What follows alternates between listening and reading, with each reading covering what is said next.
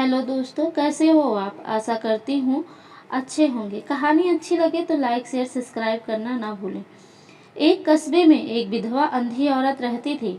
उसका एक बेटा था जिसके पालन पोषण की सारी जिम्मेदारी उसके कंधे पर थी।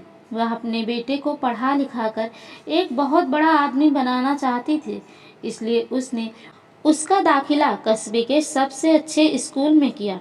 वह दिन रात मेहनत करती ताकि बेटे की स्कूल की फीस दे सके। लड़के के स्कूल के बच्चे उसकी माँ के बारे में जानते थे। वे सब उसे अंधी का बेटा कहकर चिढ़ाते थे। लड़का इससे बहुत परेशान था। उसे अपनी माँ पर शर्म आने लगी थी। वह उसके साथ कहीं भी आने जाने से कतराने लगा था। जब लड़का बड़ा हुआ तो उसकी शहर में अच्छी नौकरी लग गई। उसने अपनी माँ से वादा किया कि शहर में मकान लेकर वह उसे लेने आएगा, लेकिन वह शहर गया तो फिर लौटकर वापस नहीं आया। उसकी अंधी माँ उसका इंतजार करती रह गई।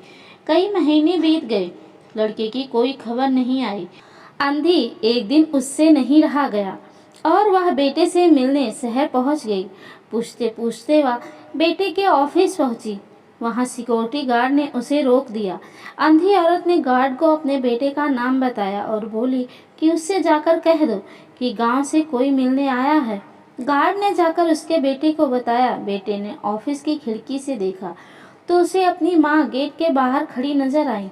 वह ऑफिस में सबके सामने अपनी माँ की वजह से शर्मिंदा नहीं होना चाहता था। उसने कहला दिया कि वह ऑफिस में नहीं है। अंधी औरत वहां से चली गई। शाम को वह लड़का ऑफिस से घर जाने के लिए निकला। रास्ते में एक जगह काफी भीड़ जमा थी। वह अपनी गाड़ी रोककर भीड़ के पास पहुंचा और तो बीच सड़क में अपनी माँ को मरा पाया। उसके हाथ में एक चिट्ठी थी जिसमें लिखा था, बेटा बड़े दिन हो गए थे, तेरी कोई खबर नहीं मिली। चिंता हो रही थी इसलिए तुझसे मिलने चली आई। तू तो अब बड़ा आदमी बन गया है। तुझसे मिलना अब शायद मुझ गरीब की किस्मत में नहीं है, लेकिन मैं बहुत खुश हूँ तेरे लिए। तूने अपना ही नहीं मेरा भी सपना पूरा किया। मलाल है कि तेरी तरक्की देख न सकी।